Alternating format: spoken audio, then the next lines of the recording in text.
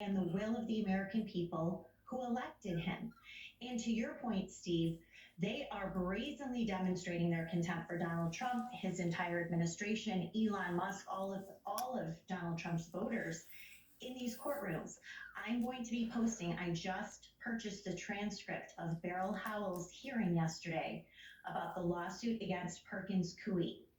The things that she said, again, were so out of bounds, saying that President Trump has a bee in his bonnet about Trump Russia collusion. Well, of course he does.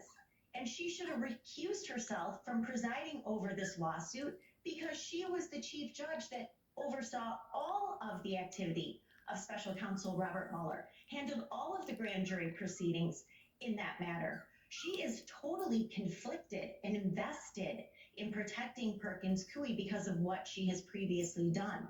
So I'm going to be posting snippets of that transcript tonight, and people can see for themselves what she has said. And of course, Judge Chutkan also poised to force Citibank to turn over money that is being held there, $20 billion in climate funds that the Biden administration sheltered at Citibank just a few days before the election, and is doling out to these 8 climate nonprofits, hundreds of millions every few weeks.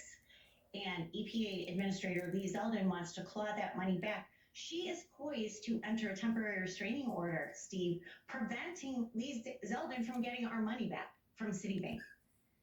Every day gets worse and worse. I just want to know that the $2 billion in foreign aid held up, the money laundering operation at Citicorp, money now with a group that had like $100,000 in the bank, they're claiming $6.9 billion were hung up there. Perkins Coie going on offense on these law firms are held up there. The President of the United States trying to downsize the government, which is his purview, downsize there. Every different aspect of what we told people was going to be the rollout of the deconstruction administrative state and really setting things right and balancing out the weaponization of government against people. Every single aspect of it has been stopped by some local federal judge that's given an injunction for the entire nation. Am I wrong in that? We've essentially hit a wall here, and they're going to continue on. I mean, this is what they're rallying around as their way to stop Trump, man. That is exactly what's happening, which is why it is particularly shameful that the Supreme Court did not take advantage of that opportunity in the $2 billion U.S. aid case before Judge Ali, and finally, or at least begin to put a stop to what these district court judges are doing. I mean, you had Beryl Howell yesterday basically saying, priming the ground to completely overturn President Trump's executive order against Perkins Coie, saying that they have constitutional rights that Donald Trump is violating. You have another federal judge who is mocking Defense Secretary Pete Hegseth. This is Judge Anna Reyes, the first LGBTQ judge on the DC District Court, mocking his service and forcing lawyers for the government to defend his position, which is the president's position, on not allowing transgender troops in the military. You have another judge, one of our favorite, Royce Lamberth, a Reagan appointee, who has also disabled the president's executive order about transgenders in federal prison. He has vacated, in his own way, reversed that executive order, forcing the government to continue hormone therapies and transitional surgeries for federal inmates, people who have committed crimes who are in federal prisons, against the president's wishes.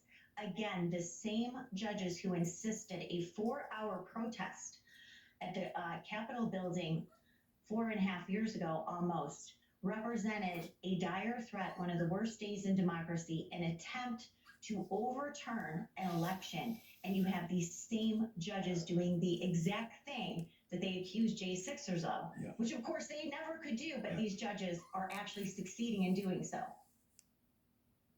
Before you go, Julie, I just want to play, we've cut this, I just want to play the CNN report on the outrageousness and the lack of respect and dignity and discernment by a federal judge today in San Francisco about President Trump, his Justice Department, and his entire government. Let's go ahead and play it.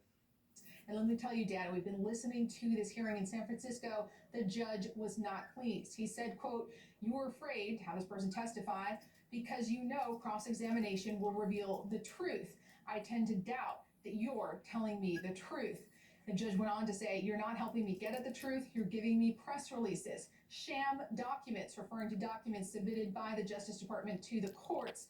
Now, going forward, the judge has ordered that another senior advisor at the Office of Personnel Management be deposed. So these lawyers are going to have the opportunity to question that senior advisor. And the judge said he wants someone from this agency to go under oath and to finally tell the truth about exactly what happened with these firings. Now, the judge also anticipated that this ruling today will likely be appealed. He said, "If you want to do that, quote, God bless you." But he says that he wants to get to the bottom of exactly what happened with these firings. So in the next 2 weeks, we expect the senior leader at OPM could be deposed, depending on what happens with the appeal. Yeah. Okay, I want this audience just to have the perspective here. Julie Kelly sat in courtrooms for years, got transcripts, looked at charges. Did any federal judge ever sit there knowing what and ever address the Justice Department with all the lies that we know they told, everything they did to break the rule of law, and actually not just weaponization? These prosecutors were criminals. They were flat out criminals of what they did to these men and women. And to sit there and they praise them, and right there, that judge called Trump's Justice Department, the DOJ, and the lawyers liars, right? I'm going to put you under oath. I think you're lying to me. I want to get to the truth. This is outrageous. He ought to be turfed out. Impeachment should go on this guy right away. Did you ever see in the 4 years with all the lies and misrepresentation of the Justice Department and Matthew Graves, did you ever see a thing? But the first time Trump gets into court in San Francisco, they call his Justice Department a bunch of liars, ma'am? Well, I know you will be shocked to hear me say no. I never heard any judge on the DC District or Appellate Court accuse the DOJ of lying, which they did flagrantly, in addition to violating all other rules of criminal procedure, including producing discovery, withholding evidence, including Brady material, refusing to turn over to the court, and in some instances, openly misleading the court. We saw this in the classified documents case before Judge Aileen Cannon. Jay Bratt and the prosecutors on Jack Smith's team frequently misleading Judge Cannon about the status of that case. So no, I never heard that. But here's something I want to point out. This judge in San Francisco that you're referring to, this 80-year-old Clinton judge, this lawsuit is not even a month old. And he's already trying to put it on trial before him, holding an evidentiary hearing, pulling in a top White House official to face, and he called cross-examination. He actually said that today. This is something that would happen years from now. Allowing attorneys representing government labor unions to cross-examine in open court a White House official who clearly would have at least some privilege arguments. And it sounds like he is setting the stage for this, which of course then the White House will try to invoke executive privilege. This judge, of course, will ignore that.